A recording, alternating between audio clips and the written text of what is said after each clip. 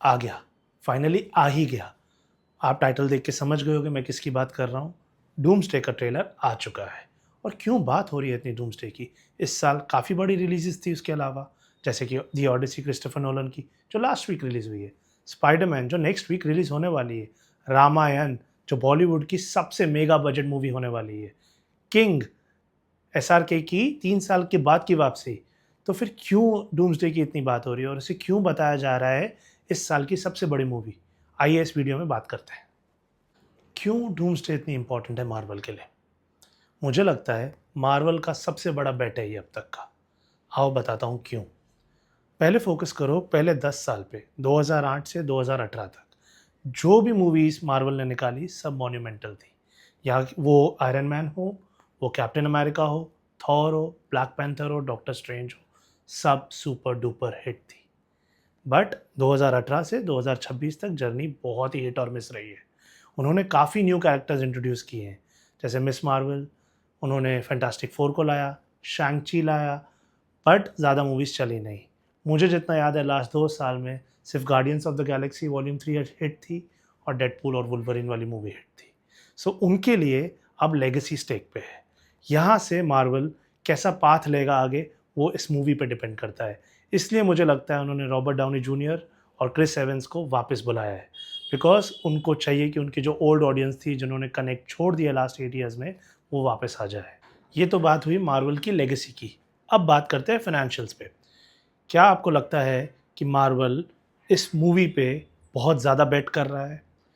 Let's look at the numbers. Last 2 phase में $300 million का loss हो चुका है मार्वल को।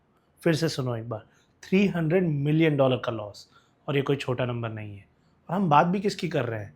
मार्वल की, जो जाना जाता है, जिसकी हिस्ट्री रही है एक्सट्रीम प्रॉफिट्स की। जबकि वो आयरन मैन हो, कैप्टन अमेरिका हो, इन्फिनिटी वॉर हो, एंड गेम हो, सब ने मैसिव प्रॉफिट्स किए हैं। Let's look at an example कि इन्फिनिटी वॉर $2.3 बिलियन कमा के गई थी। एंड गेम ने तो उससे भी ज़्यादा $2.8 बिलियन कमाया था। क्या लगता है डूम्सडे $2 बिलियन बाग का गोल्डन नंबर क्रॉस कर पाएगा? मुझे डाउट लगता है। क्यों? बिकॉज़ माइंडसेट चेंज हो गया है, ऑडियंस बदल चुकी है। 8 साल से मार्वल का इतना अच्छा मोमेंटम नहीं रहा है, जो उसने पहले 10 इयर्स में 2008 से 2018 में बनाया था। अब वो लैक कर रहा है। इसलिए अब उन्हें बहुत चीज़ें रिवैम्प करनी पड़ रही है। बजट सुनो खाली अभी बजट, $400 मिलियन सिर्फ प्रोडक्शन वैल्यू पे लगाया जा रहा है। ये ट्विटर पे न्यूज़ आई थी। और 200 टू 250 मिलियन मार्केटिंग पे लगाया जाएगा। So this will make this the highest budget film spend by Marvel. So अब क्या लगता है आपको कि डूम्सडे एक्सट्रीम प्रॉफिट में कन्वर्ट हो पाएगा? क्या वो इन्फिनिटी वॉर या एंड गेम की तरह उस नंबर्स को रीच कर पाएगा? आप बताइए। ये तो बात हुई फाइनेंशियल्स की। अब बात करते हैं मुझे जो क्या फ़ियर है। मेरा सबसे बड़ा कंसर्न है रेपुटेशन का। जैसे उन्होंने इन्फिनिटी वॉर और एंड गेम को क्लोज़ किया था, मुझे लग रहा है डूम्सडे और सीक्रेट वॉर्स को भी उसी तरीके से प्लान किया जा रहा है। ट्रेलर में ज़्यादा कुछ तो बताया नहीं हमें, बट ये ज़रूर बताया कि हो सकता है डॉक्टर डूम इंडिविजुअली सारे ग्रुप से लड़ेगा, वो सब मर जाएँगे, and then in secret wars वो सब मिल के डॉक्टर डूम से लड़ेंगे। अगेन जो कंसर्न मेरा दूसरा है कि क्या डॉक्टर डूम थैनोस जैसी लेगेसी अचीव कर पाएगा? कॉमिक्स में तो डॉक्टर डूम बहुत बड़ा विलन था, बट इनकी मार्वल की हिस्ट्री भी रही है और लेगेसी है कि कितनी बार उन्होंने बड़े-बड़े विलन्स को बहुत सबड्यू कर दिया है, उनको बहुत शांत दिखा दिया है या उनकी प्रेज़ेंस ही कम दिखा दी है। मुझे वो डर है। But Russo Brothers are back, so हो सकता है कि वो भी इसको बहुत ही इन्फिनिटी वॉर की तरह उसको एलिवेट कर दे और उसको एंड गेम की तरह बहुत बढ़िया फिनिश कर दे।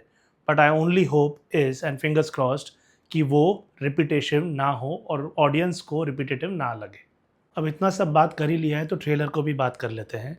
मेन बात ट्रेलर की ये है कि उन्होंने ज़्यादा कुछ रिवील नहीं किया है। उन्होंने लेकिन एक हाई पॉइंट से ट्रेलर को ज़रूर एंड किया है, जिसमें उन्होंने हैमर वाला scene captain America Steven Rogers के साथ वापस किया है। अब कन्फ्यूजन ये आएगा, I don't know how they will rotate the story, कि जो नया कैप्टन अमेरिका है सैम विल्सन और जो पुराना स्टीव रॉजर्स आएगा तो उनको किस टाइमलाइन में मर्ज किया जाएगा।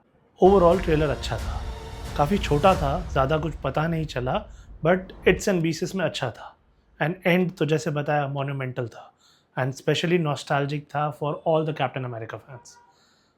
बहुत सिमिलर है then infinity war, that Thor मार खा रहा है डॉक्टर डूम से, जैसे वो थानोस से खा रहा था।